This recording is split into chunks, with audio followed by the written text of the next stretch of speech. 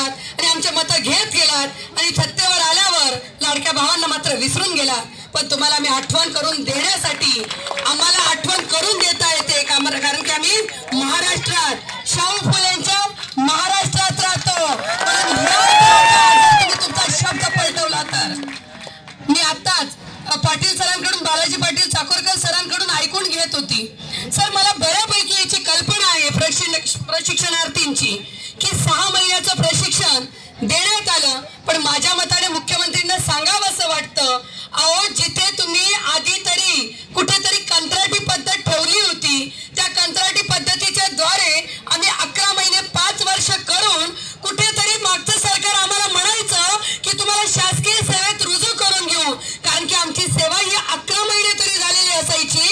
पण या शासनाला ज्याला कुठेतरी डाव टाकायचा आहे खोटारडेपणा करायचा आहे म्हणून या शासनाला माहिती आहे की 11 महिने जर सेवेत राहिला तर त्याला 11 महिने जर त्याने तात्पुरता सेवा केली तर त्याला कायम करावं लागतं.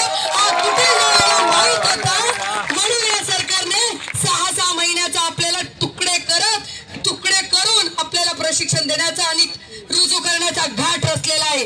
मी त्यावेळेला अनेक विद्यार्थ्यांना सांगितलं होतं, पाटील सर आणि मान्यवरांना सांगते की या नोकऱ्या स्वीकारू नका, हे प्रशिक्षण स्वीकारू नका, हा कुटील डाव आहे, हा इंग्रज नीती आहे असं मी त्यांना तेव्हाही सांगितलं होतं. आणि मला मुख्यमंत्र्यांना सांगावं असं वाटतं, अहो तरुण मुलं आहेत, हे महाराष्ट्राचं आणि भारताचं भविष्य आहे.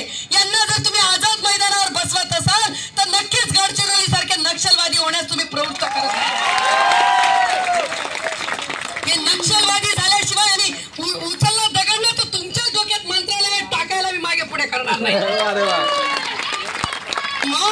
म्हणून मला मुख्यमंत्र्यांना मी नक्कीच आता एकनाथ शिंदे साहेबांना आणि देवेंद्र फडणवीस साहेबांना ठणकावून अजितदादांना ठणकावून सांगते, मी उद्धव साहेबांशी बोलणार आहे, ठणकावून सांगते जर भविष्य जर आझाद मैदानावर बसत असेल तर येणारा काळ हा तुम्हाला कधीही माफ करणार नाही. येणारा काळ तुम्हाला याचं भरावं लागेल अशी मी इथूनच त्यांना आणि मी मंत्रालय स्तरावर जाणार आहे, मंत्रालयात आता जाणार आहे. अंबादास दानवे साहेबांना विरोधी पक्ष नेते आहेत वरिष्ठ सभागृहाचे आणि भास्कर जाधव साहेब तुम्ही आताच 2-4 दिवसापूर्वी मीडियाला बघितलं असेल, ते विरोधी पक्ष नेते आपल्या पक्षाचे आहेत.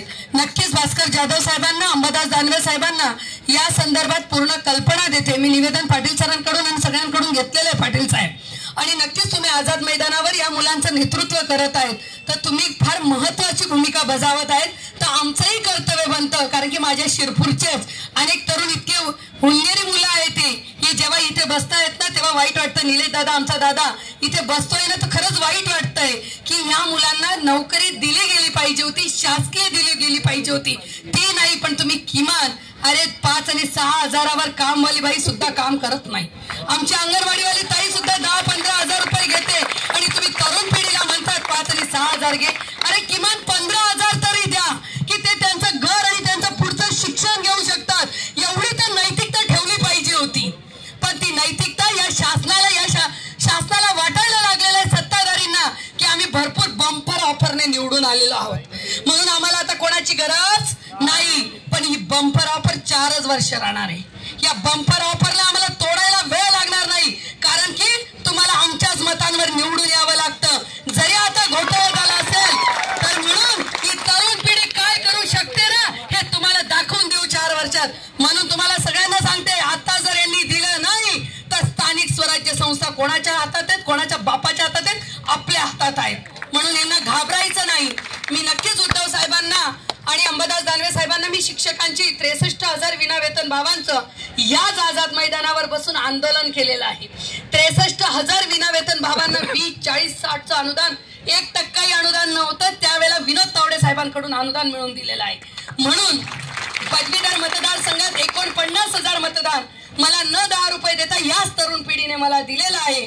म्हणून शुभांगीताई कधीच विसरणार नाही. जरी राज्याची उपनेते असली तरी मी तुमच्या बरोबर आहे. विरोधी पक्ष नेते म्हणून उद्धव साहेब तुमच्या बरोबर आहेत. उद्धव साहेबांना जाणीव आहे तरुण पिढीची, नक्कीच ते तुमच्या बरोबर आहेत हा शब्द देऊन जाते. आणि आता अंबादास दानवे साहेबांना भास्कर जाधव साहेबांना पुन्हा एकदा सांगते की त्यांना आपल्या निवेदना संदर्भात आणि तुमच्या आझाद मैदानावर भेटीला नक्की घेऊन येते हा शब्द देते. आणि तुम्ही सगळ्यांनी घाबरू नका, ही बहीण तुमच्या पाठीशी आहे, मोठी बहीण म्हणून. जोपर्यंत तुम्हाला तुमच्या मागण्या मान्य होत नाही, तुम्हाला मानधन आणि कायम सेवेत रुजू करून घेत नाहीत, तुमचा प्रशिक्षणाचा कालावधी वाढत नाही, तोपर्यंत मी तुमच्या बरोबर आहे. म्हणून घाबरून जाऊ नका दादा आणि ताई. तुम्हाला भविष्य आहात तुम्ही, आणि भविष्य या अंधारात आम्ही कदापि होऊ देणार नाहीत. अंधारात तुम्हाला लोटणार नाहीत. पाटील सर तुमच्या बरोबर आहे. अजून एक शुभांगीताई पाटील तुमच्या बरोबर पुनश्च एकदा आहे, आणि मला बोलण्याची संधी दिली. आणि तुमच्या आंदोलनाला मी त्या ऋणात राहू इच्छिते. तुमचं आंदोलन ऋण कधी फिटतील, की ज्या दिवशी मी तुम्हाला तुमच्या मागण्या मान्य करेल, त्याच दिवशी मी तुमचा पुन्हा एकदा माईक धरेल हा शब्द देते. आणि तुम्हाला आमच्या शिवसेना उद्धव बाळासाहेब ठाकरे गटाकडून, पक्षाकडून तुम्हाला पाठिंबा जाहीर करते. जय हिंद. धन्यवाद ताईसाहेब. निश्चितच आपल्यासोबत 2 पाटील झालेत आता, आणि हे 2 पाटील महाराष्ट्राची ज्या पद्धतीने या सरकारनं आपली वाट लावली, या सरकारची वाट लावल्याशिवाय शांत बसणार नाहीत.